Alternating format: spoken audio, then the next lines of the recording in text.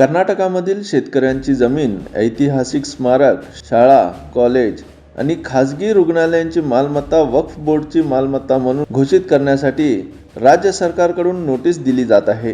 ही खूपच धक्कादायक बाब आहे, असे केंद्राचे जेपीसी समितीचे अध्यक्ष जगदंबिका पाल यांनी सांगितले.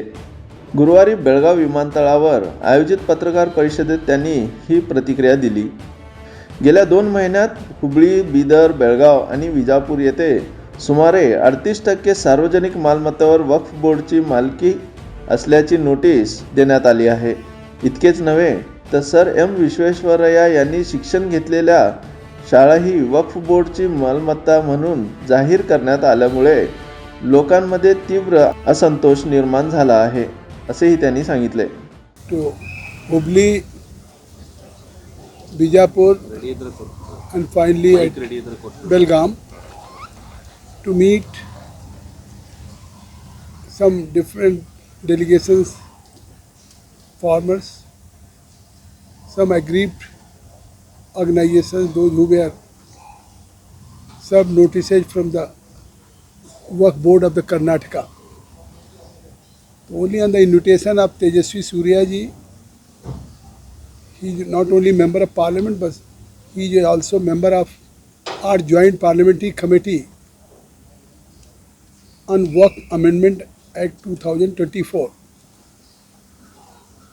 इसमें इन्होंने कहा कि कर्नाटका में पिछले 2 महीने में लगातार इन तमाम ज़िलों में, चाहे हुबली हो, बीदर हो, बीजापुर हो, कुलबर्गी हो, बेलगाम हो, इन सब ज़िलों में किसानों की ज़मीन जिसको वो सैकड़ों साल से कल्टीवेट कर रहे थे और उनके पास उसकी लैंड की उनकी डीड है, उनकी ओनरशिप है, उस पे वक्फ बोर्ड के लोग नोटिसेज दे रहे हैं कि ये वक्फ की प्रॉपर्टी है, क्लेम कर रहे हैं.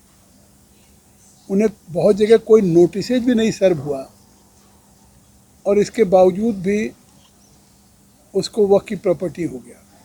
अभी मुझसे बीजापुर में मिले एक मल्लिकार्जुन फार्मर मिले, उन्होंने कहा मुझे एक डॉक्यूमेंट दिया गया और ये कहा गया, जबकि मैं इलिटरेट हूँ, कि your land is now Waqf land.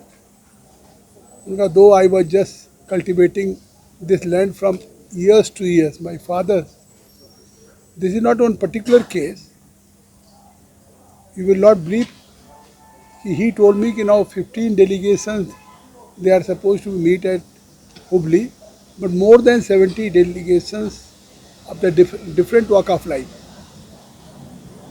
You will not believe, Adhibakta Parishad also, senior advocates also, fact and finding organizations, those who have said to us कि in last 2 months 38% notices has been increased by Waqf Board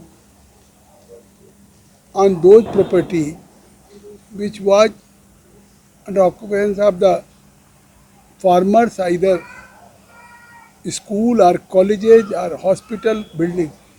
One case where renowned scientist Visvesvaraya studied over there, that government school was declared as a Waqf property. And now people are agitating also.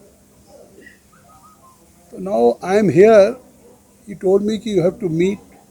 So now parliamentary, this committee, we are discussing, we are meeting with a large number of stakeholders from the different organizations, and we are touring also, along with the JPC committee also.